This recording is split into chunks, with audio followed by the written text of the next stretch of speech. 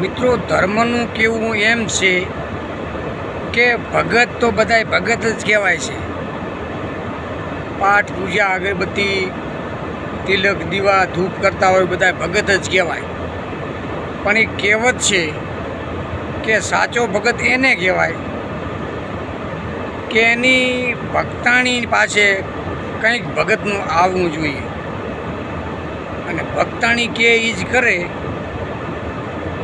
તો એ ભગત નથી કહેવાતો.